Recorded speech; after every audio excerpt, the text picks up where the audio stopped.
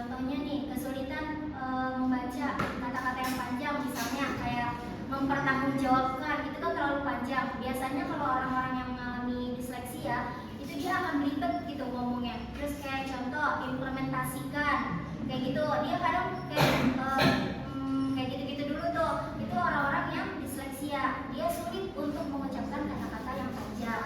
Terus contohnya lagi dalam memahami huruf. Memahami huruf misalnya kayak huruf B dan huruf D, itu kan dia kebalik doang ya.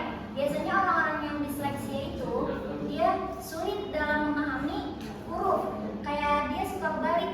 Misalnya dari, kan harusnya abis A itu huruf B, tapi dia nulisnya huruf D, kayak gitu. Dia sulit dalam memahami huruf. Terus selanjutnya dia juga sulit dalam menghubungkan bunyi dengan tulisan. Jadi orang-orang disleksia ini harus dilatih. Kayak misalnya ada kata-kata mobil gitu, dia sulit untuk memahami kata itu. Terus sebagai orang lain itu mesti membantu untuk memahami orang tersebut. Misalnya gereja, jadi MOBIBL kayak gitu. Jadi orang-orang disleksia itu jadi paham gitu. Oh, ini tuh kata-katanya, kalimatnya seperti ini kayak gitu. Mungkin lanjut ke pembahasan selanjutnya. Ciri-ciri. Selanjutnya yaitu ciri-ciri yang pertama ada di usia prasekolah, yaitu 1 sampai 5 tahun. Contohnya terlambat bicara. Anak lambat mengucapkan kata pertama atau mengalami keterlambatan perkembangan bahasa. Yang kedua, kesulitan mengingat nama dan kata. Anak itu sulit mempelajari nama huruf, warna, atau kata-kata baru. Yang ketiga, kesulitan bunyi atau rima, yaitu anak sulit memahami dan mengulangi irama atau rima dalam lagu. Yang terakhir itu tidak tertarik pada huruf dan tulisan. Anak lebih senang dibacakan buku daripada melihat atau mengenali huruf. Yang kedua itu ada di usia sekolah dasar 6 sampai 12 tahun. Yang pertama, sulit membaca dan mengeja. Anak mengalami kesulitan membaca, mengeja, dan memahami bacaan dibandingkan dengan teman sebayanya. Yang kedua, membaca lambat dan banyak salah. Anak membaca dengan pelan, sering salah membaca kata, dan banyak melakukan. Dan yang ketiga itu ada sulit mengingat. Anak kesulitan mengingat alfabet, urutan, hari, dan yang lainnya. Yang terakhir itu tulisan tidak rapi.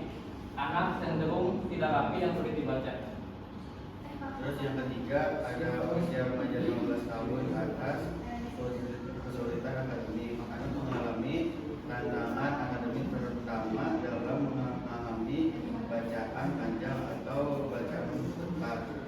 Terus yang kedua, kosakata terbatas. Anak menggunakan kosakata yang terbatas dan bahasa tidak tepat saat berbicara. Terus yang terakhir, sulit dalam teks. Anak kesulitan dalam berbagai teks, terutama teks pilihan ganda atau yang memerlukan pemahaman cepat. Terus di sini ada selanjutnya ada faktor penyebab dari disleksia. Yang pertama itu faktor genetik atau keturunan. Jadi kalau ada anggota keluarga seperti orang tua atau saudara yang punya gangguan belajar, terutama yang berkaitan dengan membaca, maka anak dalam keluarga itu bisa lebih beresiko mengalami disleksia juga. Jadi disleksia ini bisa menurun dari keluarga. Yang kedua itu faktor dari struktur dan fungsi otak. Otak orang yang normal dengan yang mempunyai gangguan disleksia itu bekerja dengan cara yang sedikit berbeda, terutama di bagian otak yang bertugas memproses bahasa dan membaca. Karena cara kerja otaknya beda, mereka jadi lebih sulit mengenali huruf, membaca kata, atau memahami tulisan. Yang ketiga itu faktor perkembangan anak di awal. Anak yang terlambat bicara tumbuh di lingkungan dengan banyak bahasa, misalnya sering dengar 2 atau lebih bahasa, atau yang kesulitan membedakan huruf dan urutan kata bisa mengalami disleksia. Ini karena proses belajar bahasanya jadi lebih rumit. Yang keempat itu faktor dari lingkungan dan pendidikan. Kalau anak jarang diajak membaca atau kurang mendapat stimulasi, misalnya tidak banyak diajak ngobrol, bercerita, atau bermain huruf, serta kalau metode mengajarnya tidak cocok, bisa membuat gejala disleksia makin terlihat atau muncul lebih cepat. Yang kelima itu faktor biologis lain. Jadi anak yang lahir prematur, berat badannya sangat rendah saat lahir, atau ibunya saat hamil terpapar zat berbahaya seperti rokok, alkohol, atau obat-obatan juga beresiko mengalami disleksia. Selain itu, infeksi atau cedera otak dia bisa mengaruhi kemampuan membaca dan berbahasa. Selanjutnya itu ada cara mengatasinya. Yang pertama itu ada metode multisensori, yaitu menggunakan pendekatan yang melibatkan lebih dari satu indera seperti visual, auditory, kinestetik, dan taktil untuk membantu anak memahami huruf, kata, dan bacaan. Contohnya adalah metode Gillingham yang sangat direkomendasikan untuk anak disleksia. Yang selanjutnya itu ada metode fonik, yaitu fokus pada pengenalan dan pemrosesan bunyi bahasa, mulai dari satuan bunyi terkecil yaitu fonem hingga membangun kosakata dan kemampuan baca secara bertahap. Nah, selanjutnya itu ada terapi wicara, yaitu membantu anak meningkatkan kesadaran fonologis seperti kemampuan mengenali dan memanipulasi bunyi dalam kata sehingga dapat mendukung kemampuan baca dan menulisnya.